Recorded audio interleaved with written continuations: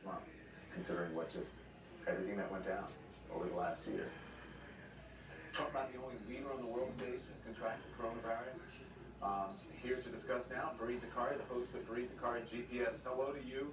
I really can't believe that when this comes out of my mouth, Fareed, that I'm actually saying it as much as we've discussed this. Remember in the beginning, we were on the set in the old days together discussing, well, there's, this virus that is happening in China and we need to pay attention to it.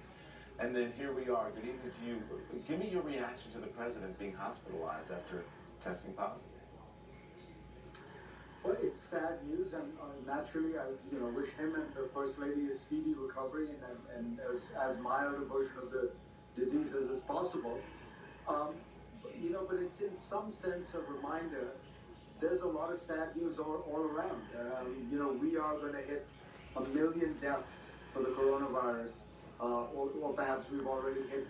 That is more than the number of people who died of AIDS 3 or 4 years ago. This is the biggest global pandemic we've faced, and in an odd way, we seem to have gotten, as a culture, we were getting fatigued. But the virus is not fatigued. The virus is rampaging in country after country. India now has 500,000 cases every week. It's going to overtake America as the largest repository of this virus. So, in a strange way, perhaps the president's contracting this just reminds us, we have not turned the corner, as he kept saying. This is not going to disappear. We are not achieving herd immunity. This is the most serious global pandemic we have faced in 100 years. So let's talk about what happened in the UK. The Prime Minister, Boris Johnson, at the time only 55 years old, was hospitalized from coronavirus. That was in the spring. He was admitted to the ICU for several days, put on oxygen. He has since recovered. Does he seem like he's back at full strength now? It's an interesting question, Don. So you put it exactly right. He went through probably the worst experience of any world leader. He was for 3 days in the ICU. He was on a ventilator. He was on oxygen. He came out of it saying that the National Health Service, Britain's nationalized health system, saved his life. He did not mince words. He thought he was that close.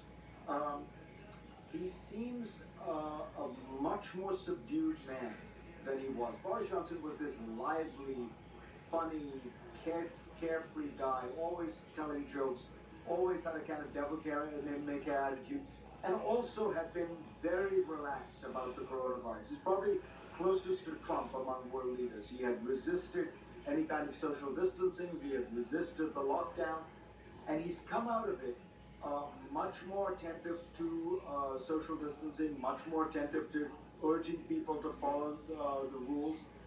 But he's also, everyone who has interacted with him feels that there's some, he seems to be, not maybe a shell of his former self is too strong, but he's definitely a paler image of a very colorful personality. Wow, that is fascinating. So complications from this virus can continue for months after the diagnosis. You were just saying he's a milder version, right, of himself. Speaking of Boris Johnson, Chris has been talking about long haul symptoms, include brain fog, severe fatigue, pain, and so on. What does that mean for the President of the United States, though? He has already been considered erratic and unpredictable on the world stage, even when he's healthy. Well, so let's be clear. There could be a very mild case. President Bolsonaro of Brazil also had it. Pretty mild case. He dismissed it too, downplayed it. But yeah, go on. Right, exactly. So it's interesting, by the way, Don, that the 3 most prominent world leaders to have contracted the virus were all populists who said, this is nothing, don't pay attention to it, who minimized the problem, who mocked some of the social distancing rules. Brazil's Bolsonaro, Britain's Boris Johnson, and and America's Trump. They all ended up with COVID. But some of it depends on the level. Bolsonaro's was mild, Boris Johnson's was severe. And as you say, one of the things my doctor friends, and I'm sure you've heard this and others have heard this, they're all very cautious. They really don't want to get it. Every friend of mine who knows medicine, who understands, says you really don't want this because we don't know about the long-term effects. We just don't know. Maybe it's like the flu, but it doesn't look like it. It looks like it has longer-term damaging effects to the heart, to who knows what. And I think that it's too early to say what that means for Donald Trump. But look, again, as somebody, you never wish ill health on anyone, and one hopes that there aren't longer-term effects. But he is 74 years old, and has some underlying conditions. So you naturally worry. I want to play this for you. This is the former president, Barack Obama, what he said at the beginning of a virtual fundraiser with Kamala Harris today. Here it is. And let me start, by the way, by just stating that although we're in the midst of a big political fight, and we take that very seriously, we also want to extend our best wishes to the President of the United States, the First Lady. Michelle and I are hopeful that they and others who have been affected by COVID-19 around the country are getting the care that they need, that they are going to be on the path to a speedy recovery.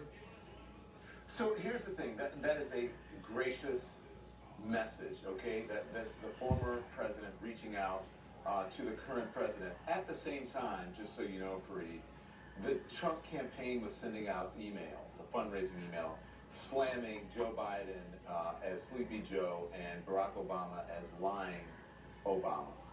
The contrast could not be different here. Do you think the current president is going to reach out to the former president, or do you just think that not who he is?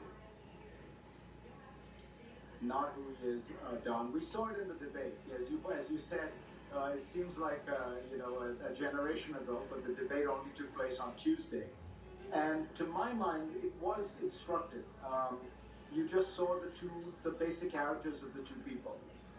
Take all the substance away, and what you saw was, on the one hand, Joe Biden, a decent guy. He made an occasional stumble here and there, but decent, warm-hearted, big smile, big heart. And on the other side, you saw a bully, somebody who was nasty, snarling through the entire thing. And sometimes, Mike Deaver, Reagan's press guy, used to say, turn the volume off, and you'll see you will get the essential truth.